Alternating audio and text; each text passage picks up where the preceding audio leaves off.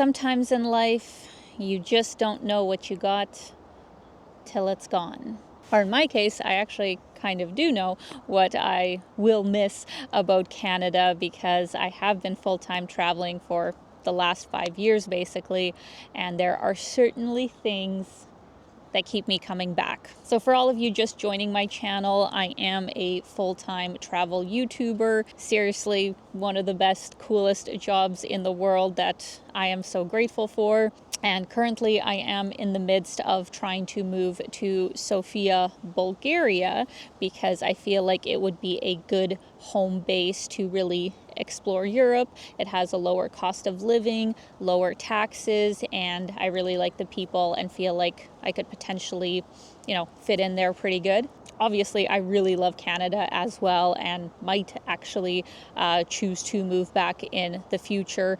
But for the time being, I just feel like it's the plan that makes the most sense and that I am super, super excited for.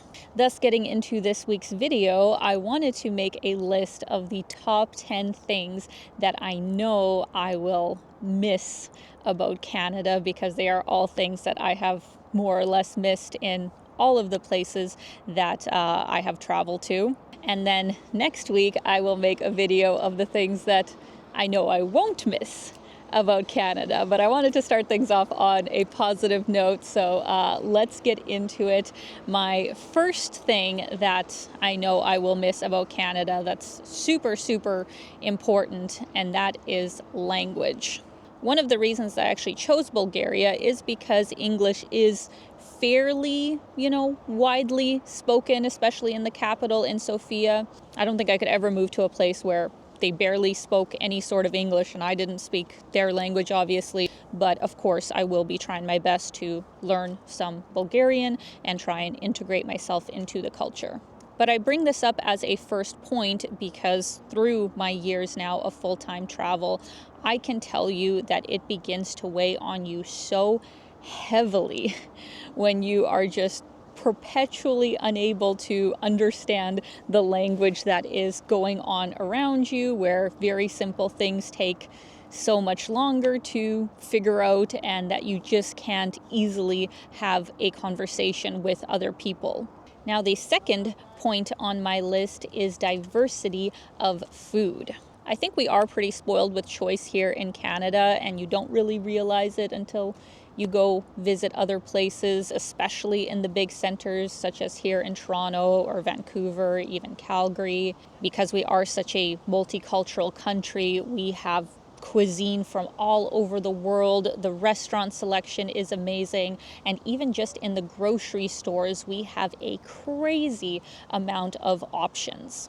Now, luckily in Sofia specifically, they do actually have a pretty good range of restaurants from my prior experience. Hopefully it's even better now. So I know that is something that I will, miss living in Bulgaria, is not having quite the selection that we do here in the bigger centers of Canada. And also, as far as groceries, it's kind of funny because I know like the produce will be better. For sure the produce is way, way, way better in Europe in general, but in North America I feel like we have better processed food. Like that's what we're known for, is really good unhealthy processed food, and in Europe they probably don't even eat that kind of crap. So I will miss those types of things, and I will definitely miss like Canadian poutine or things like that. It will be very hard to find specific things in Bulgaria.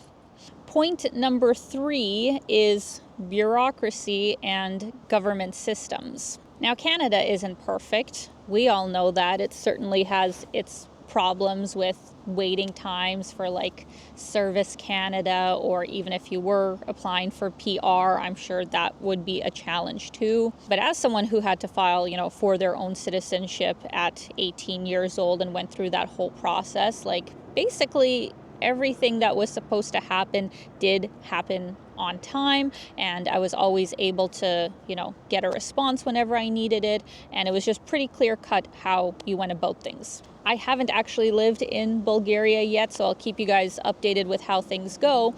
But from my first sort of experience of just applying for the paperwork, right? Like, oh my God, it has just been delay after delay after delay. I really didn't expect it to be this bad, to be honest. And when I posted on here that that's where I was moving to, I had a whole bunch of locals tell me, like, it's not just you, like, this is a very common problem in Bulgaria, is you just have all of this bureaucracy and things are kind of slow and get delayed. So I'm hoping that once I move there, I will have a better sense of what to expect and how to go about getting things done. But for sure, I have a feeling I will need to have a lot more patience in Bulgaria when it comes to the government systems in comparison to Canada. Now, point number 4 on my list, I think a lot of people actually overlook just how important it is, at least to me, which is pop culture. Even though I do have some knowledge and interest of, let's say international films, TV shows, music, I am primarily a Canadian American, pop culture girly. That tends to be the case, I think, for everyone, is you really, are nostalgic about the things that you grew up watching and that you can obviously understand in your own language. I anticipate it will be a little bit tricky for me in Bulgaria, where I don't really know, who's popular there, the music, the movies, just what people grew up watching in media. I really don't have knowledge of that. So I feel like there will be a bit of a disconnect where it will take me time to kind of learn about their pop culture, and I will surely miss being able to just easily chat about the things that I grew up watching or, are currently popular in Canada or the States, because it is probably quite different. Point number 5, I have to put in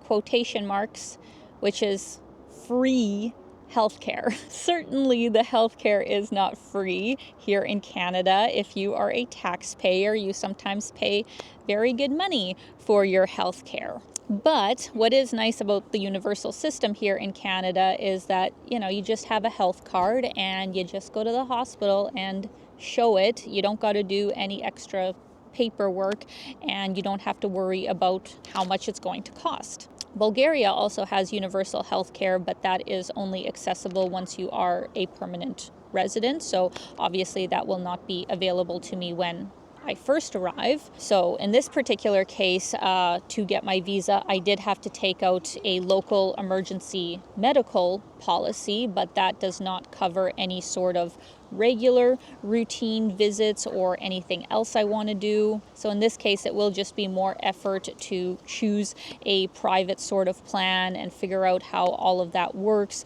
or to take the risk of paying everything out of pocket, which, if you don't get sick, is fine. You probably won't spend that much money at all.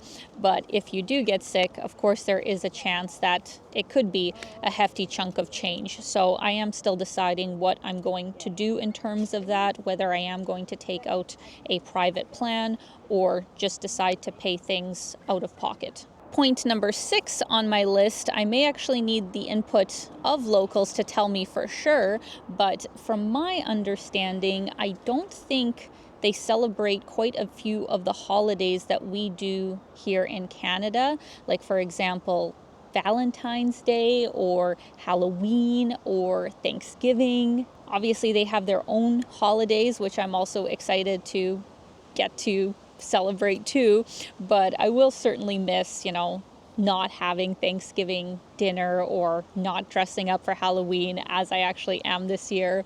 But that's not to say I can still celebrate them, of course. I remember when I used to live in Tokyo, me and all the other Canadians and Americans would actually have our own sort of Thanksgiving. So maybe I will be able to do that in Sofia, is find all the other Canadian and American immigrants, and we can have our own Thanksgiving. But I know that is just, little things that I will kind of miss. Also, I don't think they have Boxing Day or Black Friday, and to me those are holidays and ones that I really look forward to because I love to shop.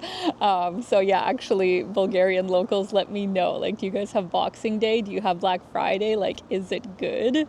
And actually, on the topic of shopping, that is one thing that I will certainly miss about Canada. It could be better now, but just from my experience of when I spent 2 to 3 weeks in Sofia, the shopping was just okay. Like, there's some malls, there's some cute boutiques, and sometimes you can get really good quality stuff for way less than you would in Canada, but the selection just isn't the same. Like, it's not even close to the amount of stores and options that we have here in the major cities of Canada. So I know that is something that I will also miss. Luckily, though, that because I can easily fly to so many other different spots in Europe, which do have better shopping than Canada, I don't think it'll be that big of a problem.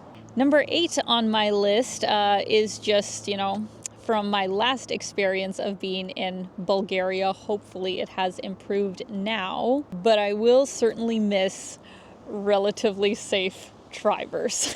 Now, no, I'm not saying that here in Canada people are the best drivers ever, like especially in Toronto here. This is probably the worst drivers in the whole country. But Bulgaria, the week that I rented a car and road tripped through a good chunk of the country, it was on another level how reckless some of the drivers were. If you guys watched my vlogs of that time, you would have seen people going 30, 50 over the speed limit, passing on winding mountain roads where, you can't see what's coming, very easy to get into an accident, and obviously the roads aren't in super good condition everywhere.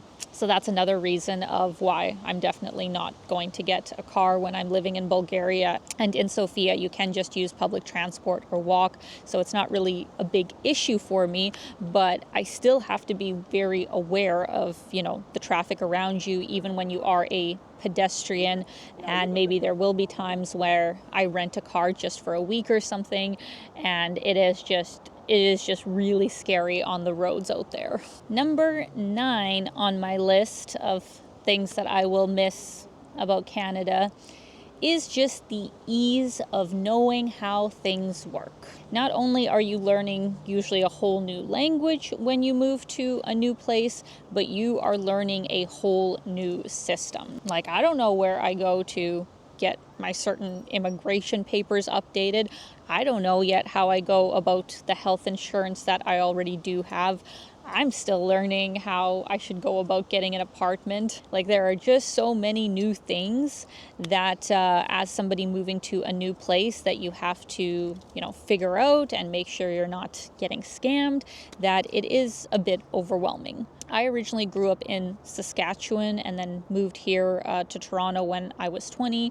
Then I moved to Calgary when I started full-time traveling. And even with all of those moves, they all were fairly seamless, and it was easy to get, my Alberta health card or sign up for different things in each province. It is all more or less the same. But moving to a new country, especially if you don't know the local language, I think is a whole, new growth level of things that you have to figure out, and it's not usually going to be super, super easy. So I will certainly miss the ease of just knowing how things work. And last, but certainly not least, the biggest thing that I will miss about Canada is my family and friends. This is something that I have been really struggling with over the past 5 years, to kind of balance being able to have a close social circle actually physically around you as I travel to all of the places that I have, and being able to spend that time here in Canada. Unfortunately for me, a lot of my family and friends are sprinkled all over Canada. They're not just in one place, they're in all different provinces. So it gets, really expensive and time consuming to be able to spend as much time as I would like with everyone. That's one of the reasons why I'm really excited to get a 2-bedroom apartment in Sofia, so I can host, my family and friends who come there. They can get a vacation out of it and have a free place to stay. So I am hoping that I will be able to form a really good social circle in Sofia, and obviously I will still be coming back to Canada to visit. But of course, I certainly will miss spending as much time as I have recently with my family and friends, but hopefully it will just inspire them to come visit me in Bulgaria.